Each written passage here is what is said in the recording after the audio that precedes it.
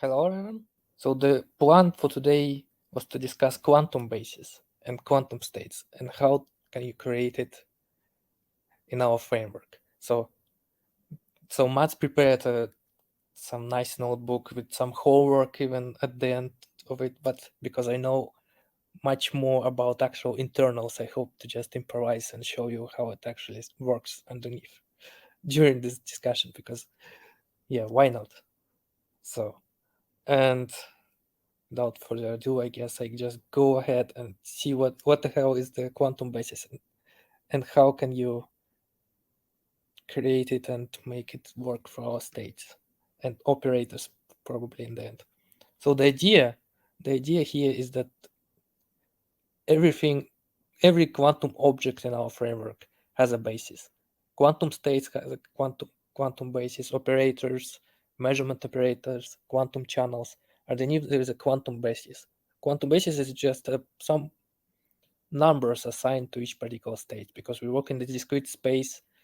If you have a quantum state, as you usually have, like already seen yesterday, if you have a simple zero, what it actually means that this get vector actually assigned a vector, right? And it's some computational basis, it has a vector. So if you ask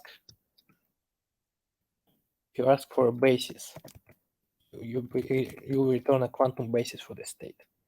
And we're just gonna look inside of it and see what it actually is. And then we just look ahead and how to create it. So quantum basis, and if it just contains, first of all, it has some names, as you will probably noticed.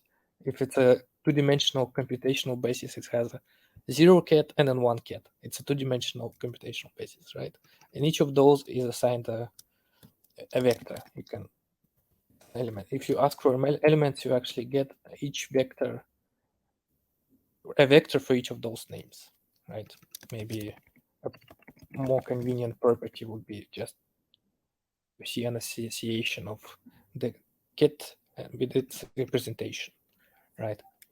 So, for example, if you actually had some arbitrary state, if you give it 4 numbers, it's going to be two-dimensional. Now it's going to automatically have a two-dimensional basis underneath. So there's going to be 4 representations for each individual two-dimensional ket, right? Okay. So another point is that quantum basis is actually more general. Like here you can see that it contains some ket vectors, but because in general for operators there's also brass, this means that you also have like rows and columns, so it distinguishes between those. Usually if you have a quantum state like here, your basis only gonna have an output basis. An output basis basically means that it only contains the ket vectors. But just a preview, if you had an operator like a Hadamard, its basis, if you ask exactly the same thing as above, its association gonna contain like this matrix elements, where each element is some kind of also have a similar representation, which is gonna say it's just like a tensor product of 0 and 0 here, or a tensor product of 1 here, but it's like nicely packed in this combined representation. But underneath it, actually, this combined basis is also just a tensor product of an input basis and an output basis. So it means that it has a representation for brass and ket individually, like this. Sometimes it's a sparse array, sometimes it's not. It doesn't matter. In sparse arrays, it just helps you to pack things more tightly if you have a high dimensional basis. So okay, we'll just go ahead and create some other types of bases. For example, if you just provided an integer, that's how you can create bases basically by yourself without underlying states or operators. So it's a three-dimensional basis. It means now it has a 3 associated names with 3 corresponding representations, right? If I have provided 2 numbers, it's gonna by default the first one is gonna be treated as a dimension, and a second one as a multiplicity. So now you're saying a quantum framework to create a basis of 3 qubits, or 3 two-dimensional qubits, right? Now it's a free, it's like this notation. It's hidden by default, but you can kind of see and interpret it as that this is the output state. It's a quantum basis with 3 output qubits and 0 input qubits, right? It's kind of a hidden feature, right? So this is a in total it's a dimensional basis, or you can just provide a list of dimensions, and now you can have like 3 output qubits with 3 different dimensions. All right, you can even specify your own names and your own representation by just giving it an association to a quantum basis like that, and now its association going to contain whatever you give it. So if you, and you can use it, oh, I'm going to show it later, and you can use it to create your states with your custom basis like that. Right, and of course there's all many named bases like that. If you like use an autocomplete feature, why is it skipping? Anyway, have like a Pauli basis like X, Y, and Z, which are related to the eigenvectors of a Pauli matrices. Like, right, you can see the actual representation for all those. You can create states and operators in those bases too. All right. I guess I can also say at this point that maybe there's some questions at this point. Is there some questions? Guess not yet. All right. I just wanted to say some additional feature that on top of the quantum basis. Quantum basis is a higher it's a higher object in this framework. There's a lower one because, as I said, it contains both input and output bases. So it's kind of the same thing that works both for states and operators and other stuff. But underneath, there's a lower level thing, which is just works for a single or input and output channel, you can say like that. And it kind of takes the same arguments. You can also create the qubit basis. Is qubit basis is a single thing without any extra stuff like separating inputs and outputs, and also having a labels like computational and pictures. It's kind of, that's why quantum basis is a more high level thing with has like pictures, labels, and qubit basis doesn't have anything like that. It only contains the associations with the corresponding representation. So it's if you can work with qubit basis directly if you want to create your quantum basis out of it. All right. So now we're gonna go and describe some creation of quantum states with those custom bases.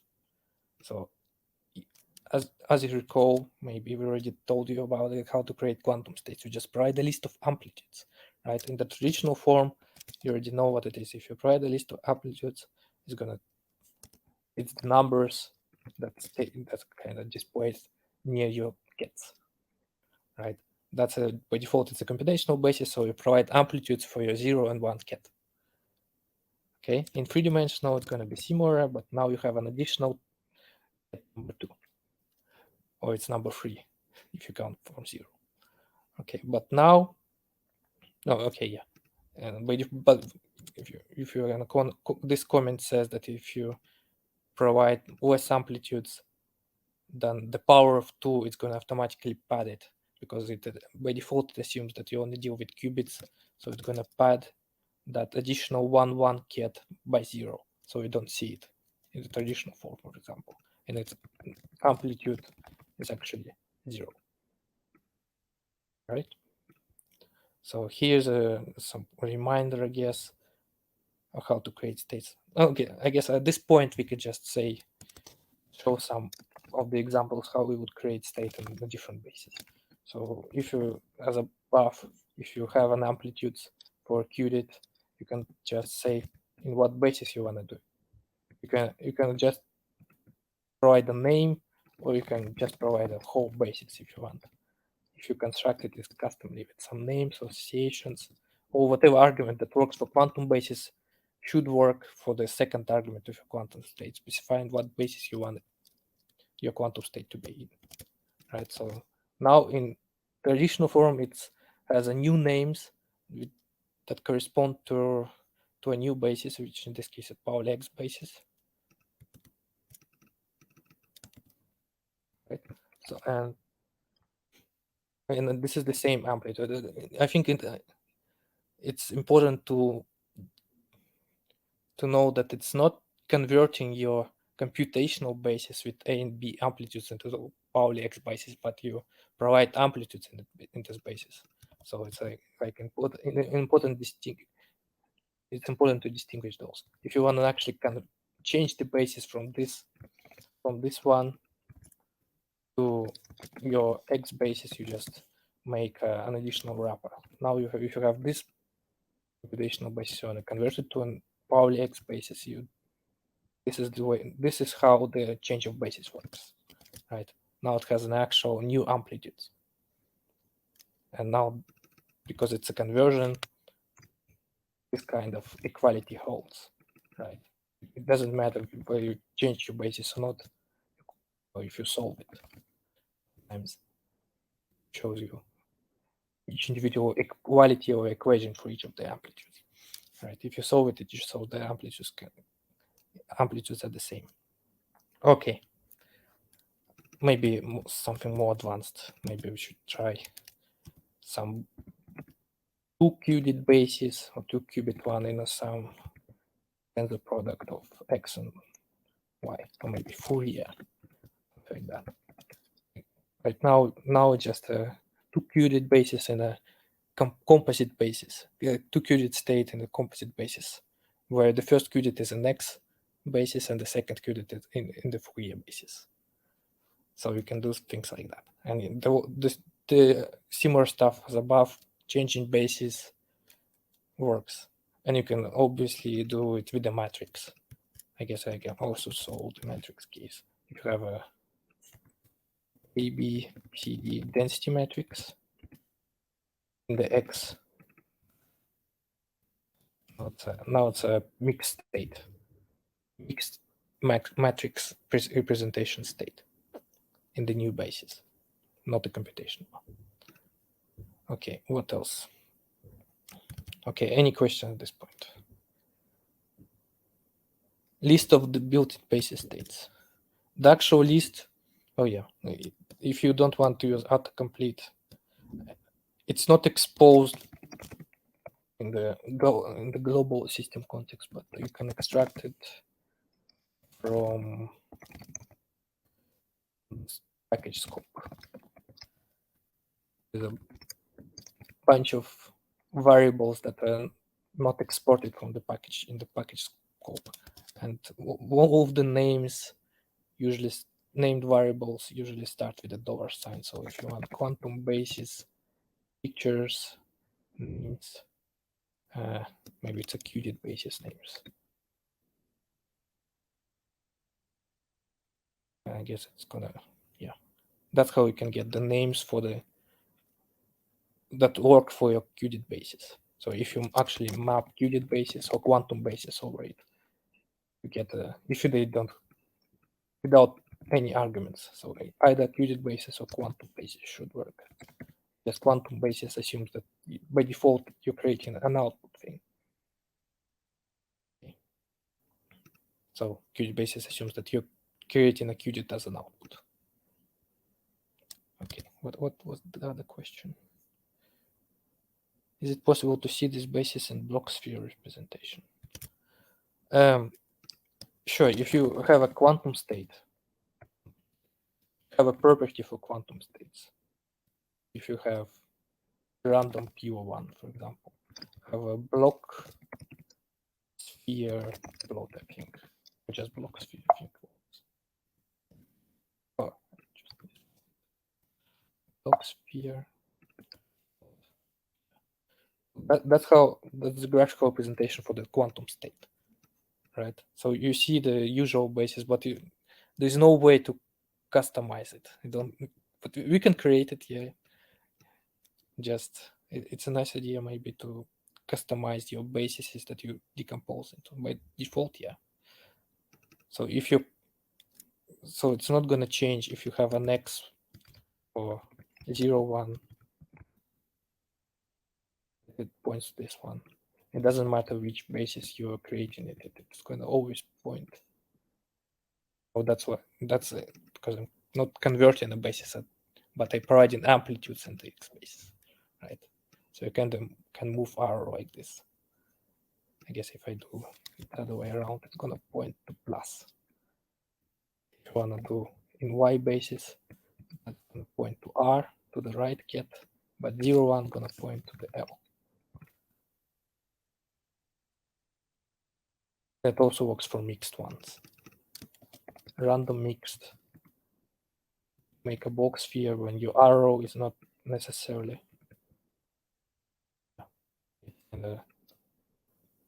much shorter than the radius, as expected.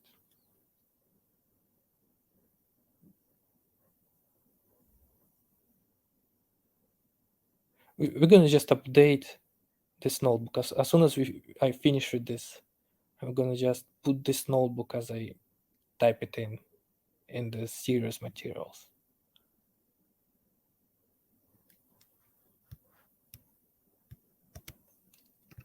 Of course, I'm not going to just delete this notebook. Sure, I'm going to upload it. All right. Okay, moving on. What namespaces?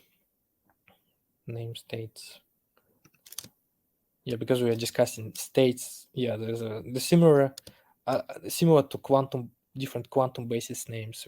Of course, as already seen, we have a bunch of. You can extract it similarly here. Right. Have a qubit basis names. We also have a quantum state names. For some reason, package scope close for additional time, and this is the kind of named states that we can create. Okay, what is the most interesting one? Right, here's a Werner state. You probably know the Bell state, right? The classic one. Huge Z.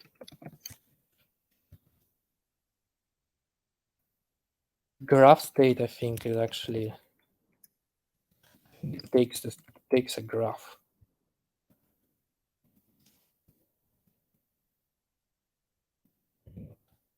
I don't remember how to use it. That create anything? Oh, it's just list.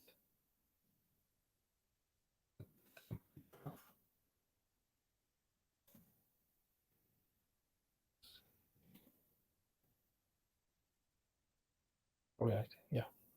So this is like gonna be create a state with 7 qubits, which equal to the number of vertices in the graph. I think it's similar that we already showed you last time for the quantum circuit. Have a quantum circuit, the same kind of graph, or similar one. Just compile the circuit or apply it to an empty register state. The resulting state is what the same as this one, maybe, but maybe it's something different. It doesn't look the same. Yeah, it's a loop. It's something different. I don't remember what the graph is. I'm gonna leave it. Just curious, for curiosity's sake. Okay, what kind of? Well, uniform superposition is very common state. Basically, what you get after applying Hadamard to your empty register, right? Uniform superposition is just a simple superposition with the same probability, and you can for each of the cat states. So if you give the number of systems, now it's a uniform superposition across 3 qubits, and you get this thing, right? And this should be the same as applying Hadamard on all 3 qubits on an empty quantum state register of 3 systems.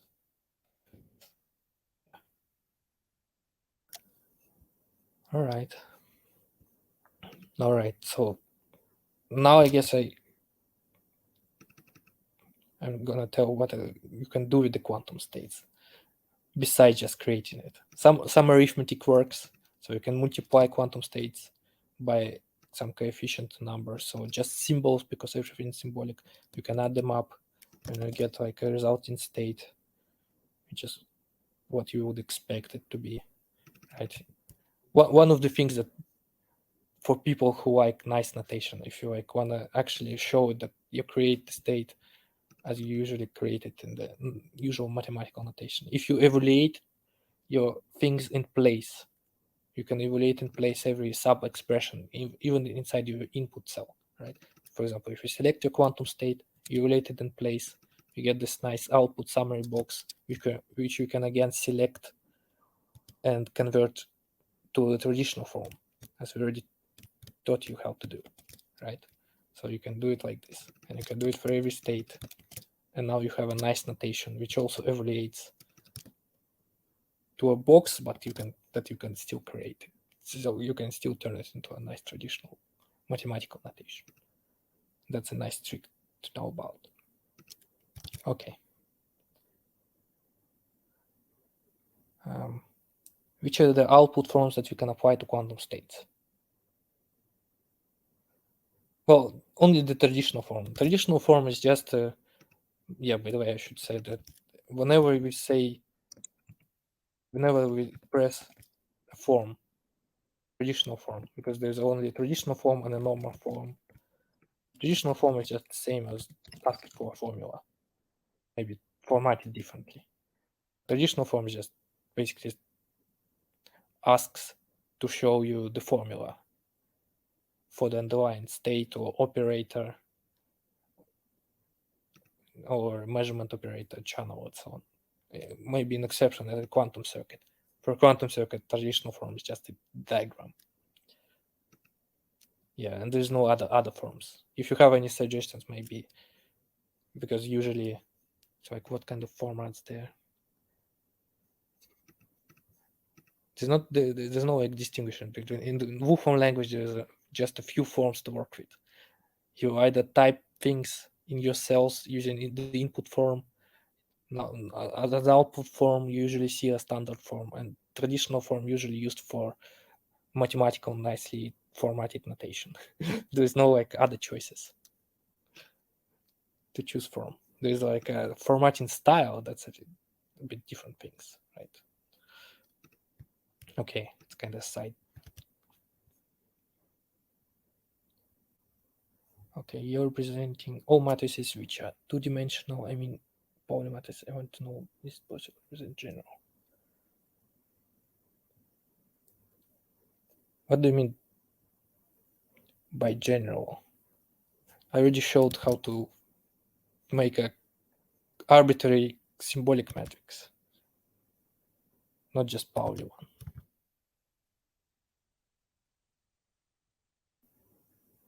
So I'm not sure what you mean by general 2x2 matrix. For a basis, maybe you mean can I use a representation that is symbolic? I know you have to clarify it.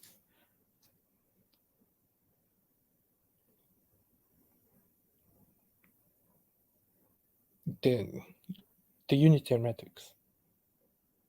But what do you mean? Whether should I use it? If you're using unitary matrix, you usually mean you have a quantum operator that is unitary, and you could use arbitrary matrix for your operator. And it's a quantum operator story basically. We have to have a quantum operator. Okay, it's a preview of quantum operators, right? We also have different named quantum operators. I think you have U here. See, so you can create U operator. I think it takes 3 arguments. I'm going to create a quantum operator like that, which may be the familiar matrix form to you. This is an operator of the unitary thing. It's a usual representation, very common quantum operator, quantum gate, a parametric one. You can construct any single qubit gate you can just construct by using this guy, up to a global phase, I believe.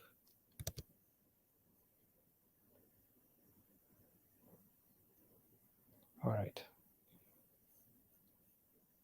What else? Normal.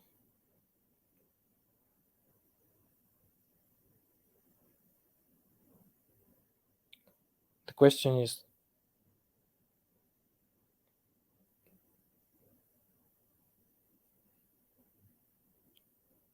normal is a, when I apply normal is not a quantum function.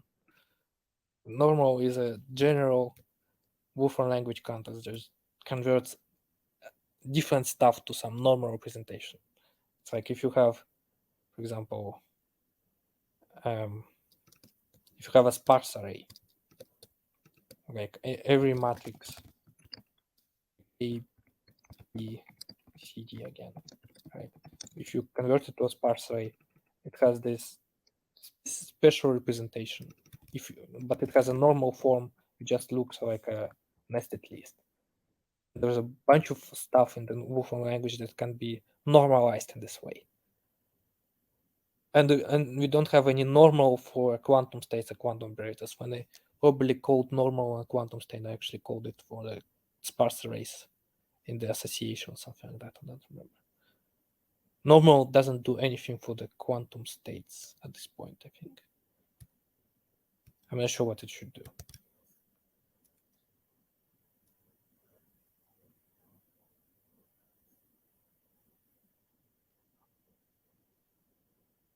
All right, I think I've done with the questions. No more new questions that I haven't answered yet. All right, moving on. What else? We were discussing how we can use states to do some arithmetic on those quantum operators. This is some clarification that's already told you how to do, that you can convert states to a different basis. Yeah, this is just a change of basis. Okay, now we should discuss, I guess, the different functions that we have to work with states and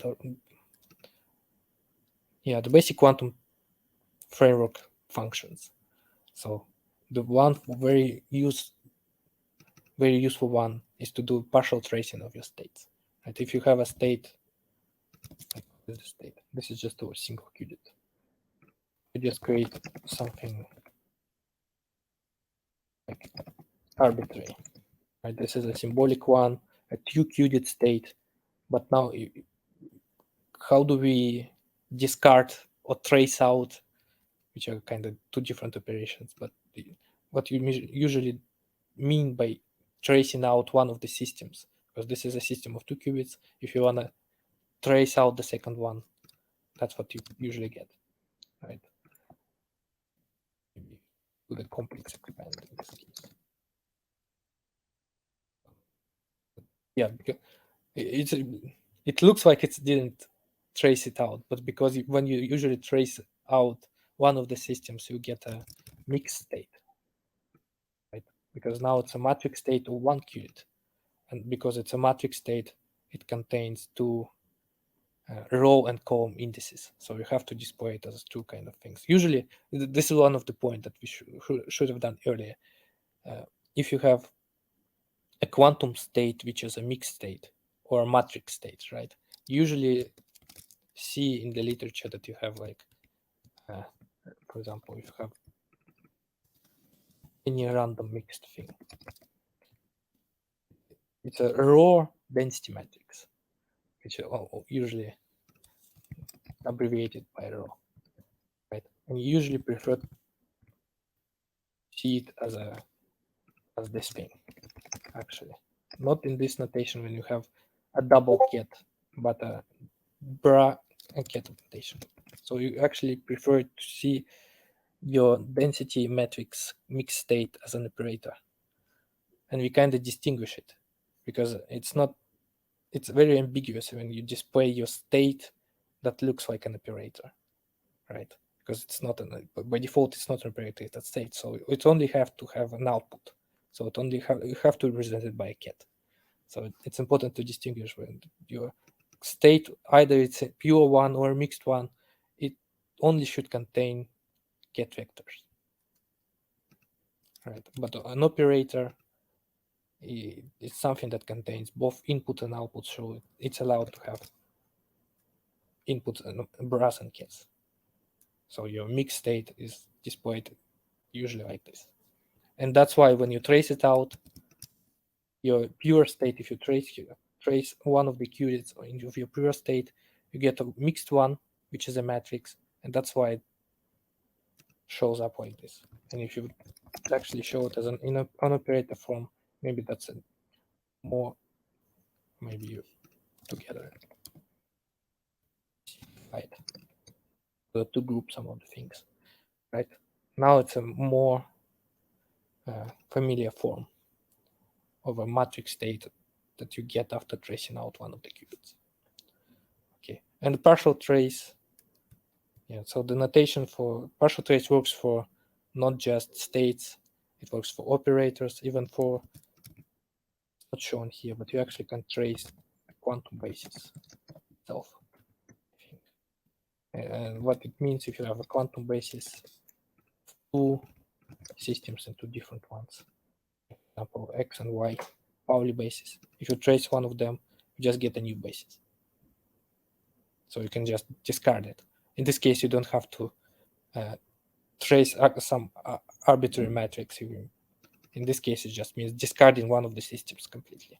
So you can use this basis for in your newly created states, for example, or just change basis in this new basis and things like that. All right, so this is the quantum partial trace.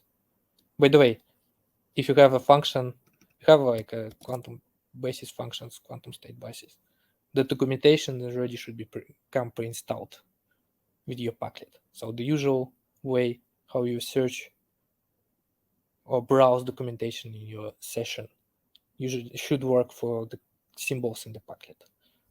So it's the same as online documentation in this case. So there's more examples. So the quantum basis and the partial tracing. There should be more examples of how to use it. Yeah. So this is an example of tracing out the quantum basis. All right. Oh, I just realized you maybe haven't seen the notebook that they showed. Yeah, because I was sharing. Hold on. I just wanna show it.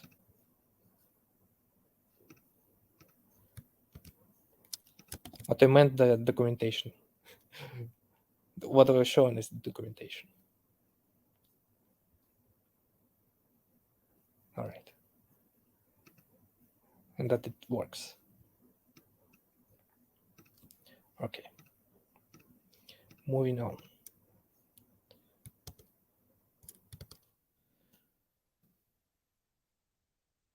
Next, we can test for entanglement. So usually when you create a state of more than one system, so more than one qubit or qubit, right? For example, you can create a mixed state for two qubits in whatever way you like. For example, this is a named Werner state, which creates a mixed state of two qubits.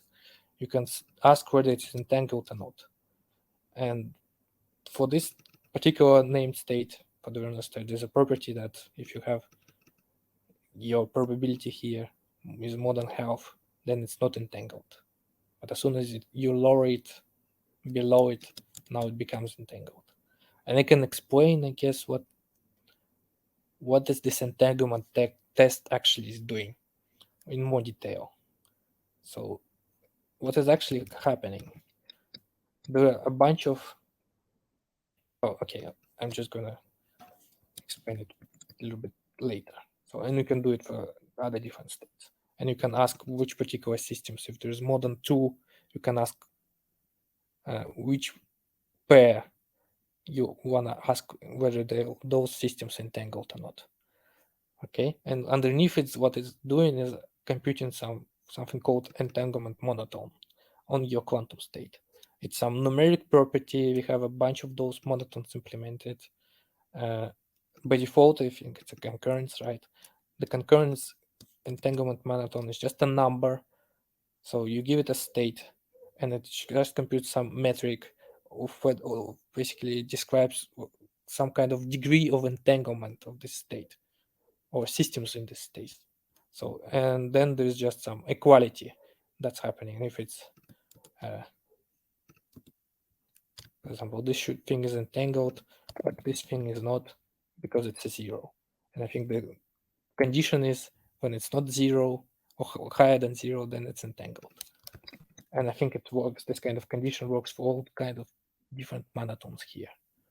So, for example, log negativity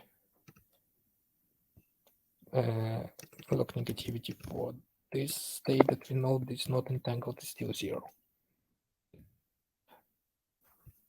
And how this, what is entanglement monotone computes in detail, I also can explain a little bit further. Because when you create a state, because you can test quantum states even if they are not directly shown as a two system states. For example, you can create an arbitrary like 4-dimensional state. Right now it's a 1 qubit. I think you still can ask whether it's entangled or not. Oh yeah, you can do it. And what it's doing underneath, it's bipartitioning your state. There's a property for states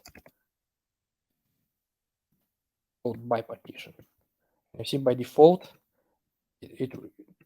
before bipartitioning, it was a single 4-dimensional qubit, but after bipartitioning, now it's a 2 qubit, 2-dimensional qubits. And now you can ask of this particular state, because it's an equal one, should be equal to it. Right? You can ask whether those particular systems that it bipartitioned into, whether those entangled between each other or not. And you can do this bipartition for any kind of state. So it just divides your dimension. There's some maybe a more advanced example would be, for example, if you actually have create not a 4-dimensional one, but some 10-dimensional. Now it's a 10-dimensional thing. And now if you bipartition it, by default, it's gonna create 5 by 2, because 10 is divisible by 5 too. Or you can do it the other way around. If I say the first system, make a first system 2-dimensional. Now instead of 5, 2, it's 2, 5. And if it's some kind of other number that divides, for example, 12, right? You can make 2 by 6, you can make 3 by 4, right? 6 by 2, so on. You can even make 12 by 1 if you want. So it kind of looks like it's the same as before, but in principle, we can support 1-dimensional qubits too. They're not useful, but we can kind of work with them too. All right, I think it's time for questions at this point. All right, if you have any random state, how to check whether the state is pure or mixed? Well, it just says there. It's a random one, right? If you actually create it like that, it says right here. But you can also state there's a property pure state, but you can also ask it for a mixed one. So it's over matrix states, right? This is a mixed state, which is contains a density matrix underneath, but you can still ask whether it's pure or not. Right? It's not pure, but there may be a matrix state that is pure. For example, if you actually convert is a way to do it. It's like if you already created a pure one and you just turn it into a metric state. Right now it's still a pure state, but which is represented by a matrix or by a density matrix, right? But because I've created it from the pure one, and the density matrix can be only have a single eigenvalue, non-zero eigenvalue. It's a pure one. You can say, try to just look at this information in the summary box on the pure state Q property will tell you that it's mixed or pure. Yeah. I guess this information here, besides having possibility for states outside of pure, mixed, and it's also possible to have degenerate, I think. Basically a state with those zeros. I think that's the one, that only 3 possibilities there. Oh, and yeah, and it's also unknown. When we unknown metrics, if you have a matrix, maybe symbolic one, for which it's impossible to compute eigenvalues or compare them, but it's a zero or not, it's going to be an unknown state of matrix type. So this is the kinds of states that you can create. Okay, I hope it answers the question. Okay. All right, so now we're just gonna explore some more additional properties of states. Okay, we already explored that we have the way of creating mixed ones, pure ones. Here's just a list of all the properties that a state can have. Like, it doesn't matter whether it's a mixed or not. The list of properties would be going to be the same. And now here's also some of the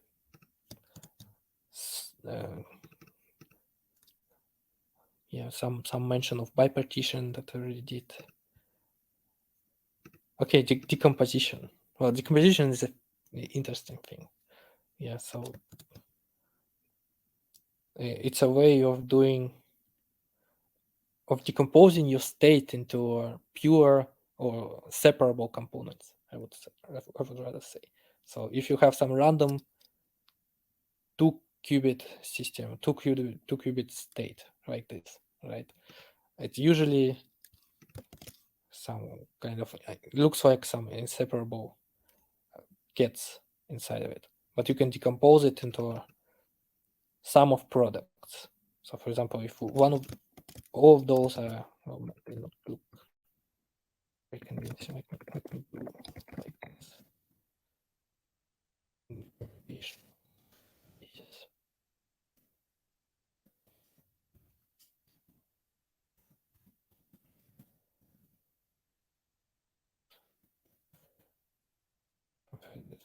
You can decompose it into a sum. So the outer list says that it's sum and the product, and this is only contains a single qubit state. And you can say, you can kind of, well, I kind of have it the same here, but it's not for the, is it?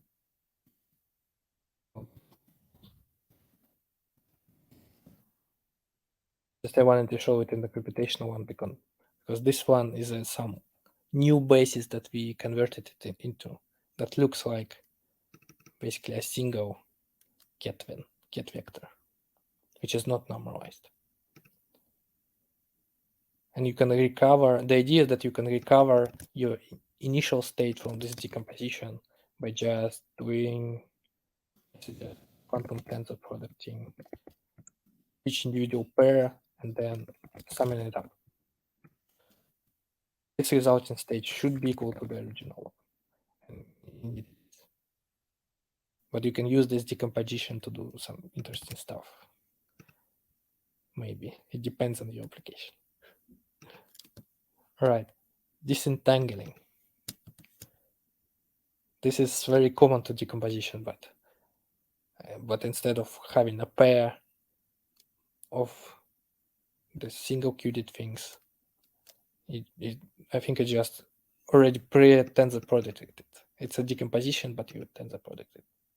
And I think if you have a disentangled state like that, if you just sum it over, it should again recover the original one. And we have a bunch of stuff like this. We have a purification, which is a more abstract thing. It's like if you're given some mixed state in 3 dimension and you purify it, well, it means that if you trace out one of the systems, you should get the original one.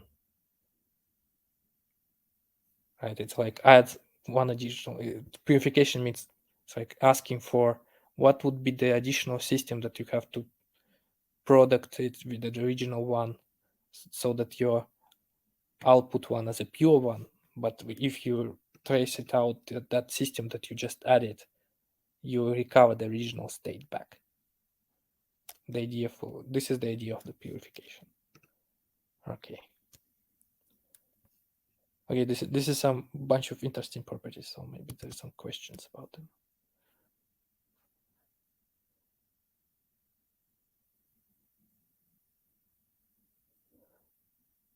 How anaconizing the state description with just a click? You're asking again about this kind of manipulation. I'm just turning it into a traditional form and normal form. I think I answered this question in the community forum post somewhere, because it's a common one. So maybe just there's an actual key bindings how to do it. All right. All right. What else do we have?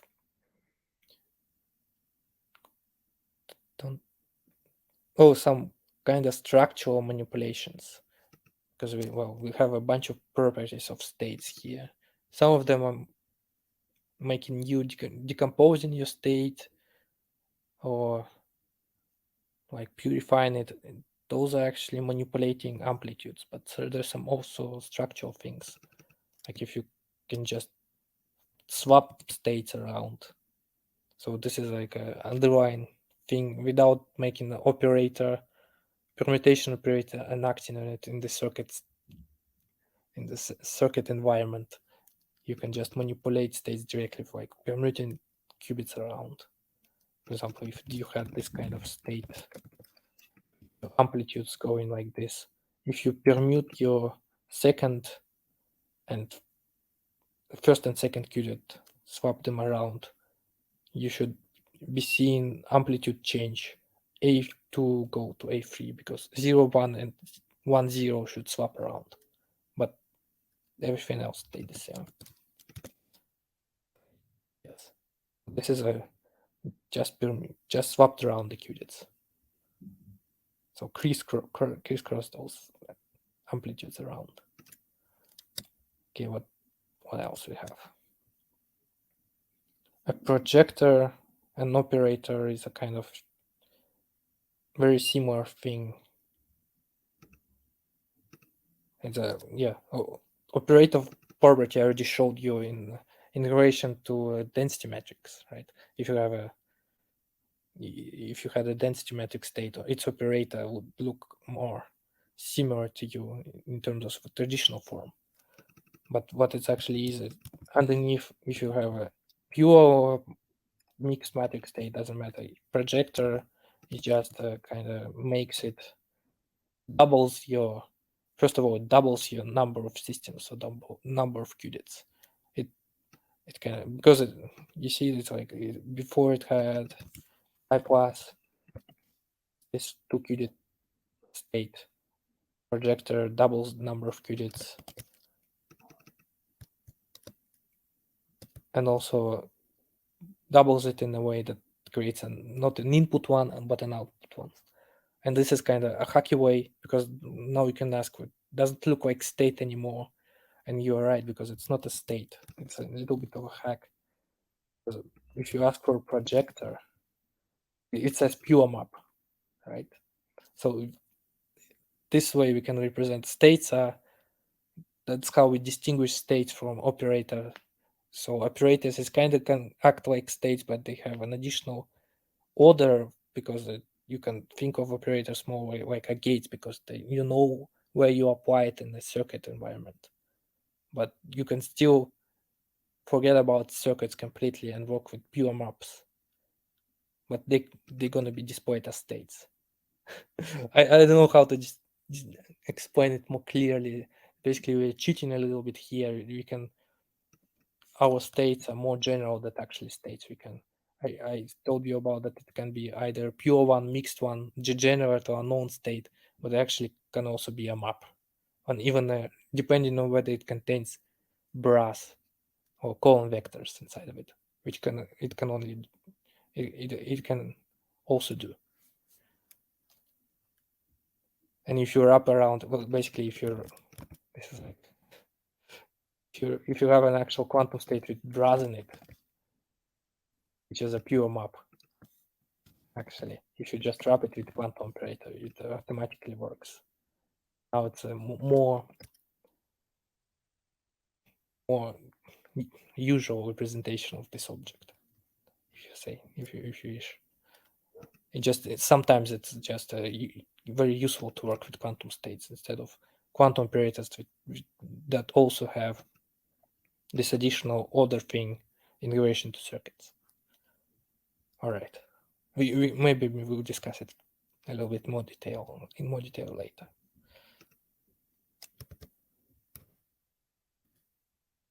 How can I get a list of name states? I already showed you. A list of, you have to dig inside of the quantum framework code. It's inside of package scopes. We have I guess I can say what kind of different named things we have. That's listed here. You have qubit names, qubit basis names. You have quantum state names. You have quantum operator names. You have quantum channel names. I think I have many quantum measurement operator names, but I think I still have them. Just one. We are not going to include it. And we have quantum circuits.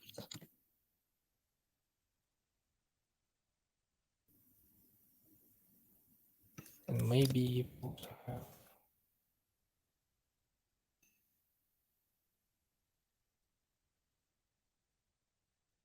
quantum distances, maybe useful one. And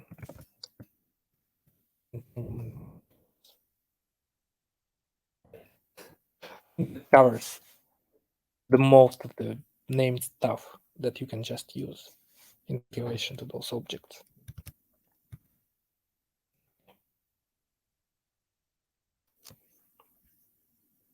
Okay, where were we? Oh, diagram. Diagram is very important, useful thing to know. So okay, it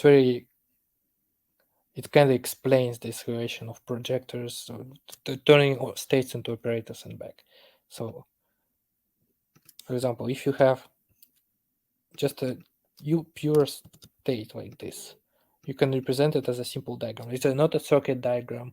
It's just a simple graphical object that shows you what is this object in relation to string diagrams. If you know what string diagrams mean, that would be the usual kind of notation of it in the string diagram case. And what it means here just shows you the label and how the outputs and inputs are, how many of them and what are they, basically for your state, operator, channel, whatever it is. For example, your states, when they are actually states, when they say that it's a state, it usually means that you only have some output or multiple outputs. Like here it has one output, here it has two outputs, right? You can have three outputs. But that's what I usually mean by a state. Also, if you take a dagger of your state like this, like now you can turn your state into a bra, or gets into a bra, and your state is technically is called effect. It's another thing, right? And its diagram, It means you turn your diagram around. Now your outputs become inputs. So if you have a diagram that only contains inputs, you technically call it an effect like this, and your diagram, underlying diagram looks like this. And for quantum operators, when you have both of those, you also have a diagram, but now they're gonna be displayed as a box with both inputs and outputs. And usual gates in the quantum circuits, let's take a Fourier one.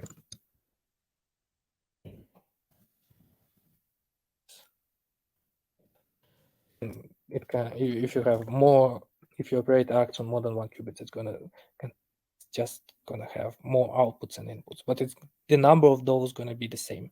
That's usually that's what the gates are. They have the same amount of inputs as the outputs, and that's what distinguishes. It's a more advanced thing. What distinguishes usual operators in this framework from the measurement operators? Quantum measurement and channels, and also channels. Quantum measurement operator diagram would actually contain. By default, it's gonna look like it's gonna be some. We'll just change the basis. It's gonna show the basis label, but if it's a projective measurement, it's gonna show up as an operator diagram. But if it's a POVM, or because we turn everything projection, even projective measurement into POVM, in the end, they actually have more additional output. That's what you see in quantum circuits with measurements. For example, if you have diagram for the quantum circuits, you have this additional arrow, right? You have usual operators like this, just have the same number of inputs as outputs. But quantum measurement, you can't squint and pretend that it actually has one more additional output. That output stuff to a classical channel, and that's why this kind of diagram for that only displays its outputs kind of shows it. And you also have the similar one additional output diagram for quantum channels. Create some random channel like bit flip. This diagram is going to also contain one additional output.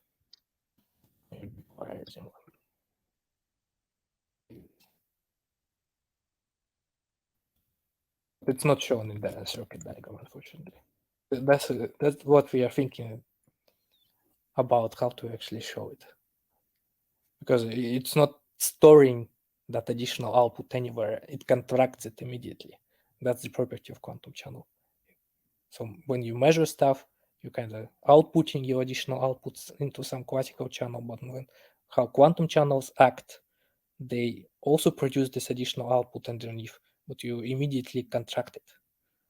So that's why you're not displaying it, but it actually underneath it contains this additional thing. So in this sense, quantum measurement and quantum channel are the same thing. All right. What's the shortcut of, okay, how I did the dagger here?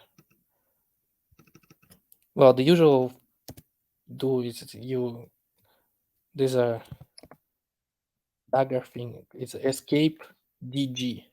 That's how you create a dagger symbol, right? But it's a property of the Wolfram language. If you have this dagger symbol in your superscript or power, right, and underneath it interprets it as the super dagger thing. It's a special symbol, and that's when you have this special symbol acting on a state. It knows that you are daggering it, taking it conjugate. We can just, instead of doing this fancy notation, you can just use a property called dagger, which is the same as this. Right.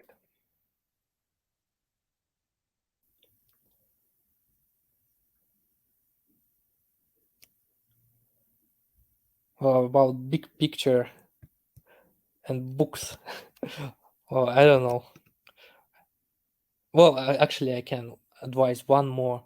I have one favorite picture when I learned all this diagrammatic approach to quantum computation and quantum theory in general. It's called Picturing Quantum. So like it's a book recommendation. Picturing quantum diagrams or something. Picturing quantum diagrams. I don't remember. Oh, not the diagrams, processes.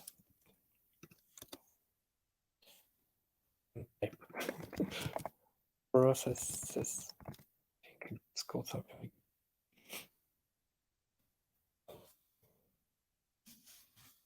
like it's by okay. That's when you can learn all about diagrammatic approach to all about this kind of boxes and how they compose and all other stuffs, all other related stuff. I don't think I have another recommendation, but that's a good one. All right. Okay. Other questions? If you do a circuit diagram, Qiskit, is it pure Qiskit or inverted? Oh yeah, it's kind of we're using an opposite convention to Qiskit one. So as I know, Qiskit numerates it qubits from bottom to up, right? It also it's like if you have a quantum circuit.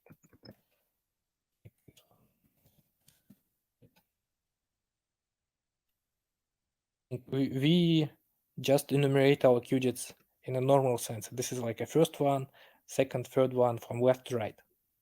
Right? I think Qiskit does it in a different direction from bottom to up. It also has a measurement line. If you have an actual measurement operator applied to it.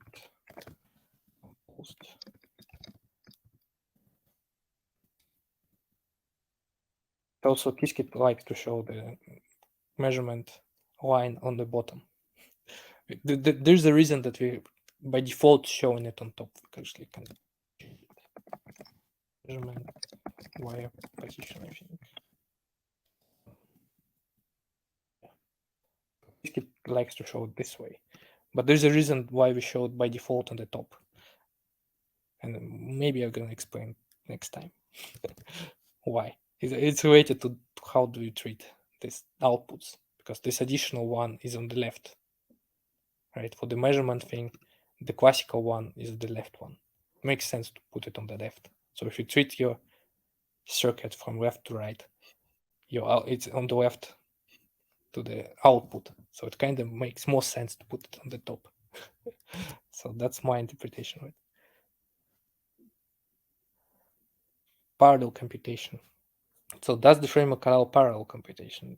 Well, it kind of depends what you mean by that. We have parallel functions, some parallel support in the Wolfram language itself. But if you mean whether we use it anywhere inside of the framework, no, we don't use it anywhere. And there's no there's no many places you can use it, because in what setting you want to use a parallel computation? If you want to compile your circuits parallelly, it's a hard problem already because all the compilation production grade compilation of circuits we can't do anyway. We like rely on something like Qiskit or other frameworks. We have two separate backends into additional to a pure Wolfram language that just constructs tensors in the tensor network. We have some Qiskit translation compiling there, which may be using parallel code in order to do that. But we're not doing parallel directly, unless the construction of tensors doing some parallel computation underneath, which I don't know. Maybe it's doing something parallel, but at least it's a vectorized, nicely vectorized procedures, so they can should work relatively fast if you're just dealing with numeric values, not symbolically. But if your circuits and operators have symbolic values in them, so it's kind of harder. So I doubt it's gonna be some parallelism there. And so I don't know. Not sure how to answer. Okay, how much time do we have left? We're already 7 minutes over. Oh yeah, really? So Yeah. well, time flies. I just don't remember when it's supposed to end. Okay, but then we should. There's some kind of. Well, I just mentioned that Matt's created some homework for you to do here. I haven't seen what it is all about myself much, but you can save this notebook with the stuff I wrote in it in the materials folder, and you can go ahead and solve some problems that in the end of it, and that should wrap it up.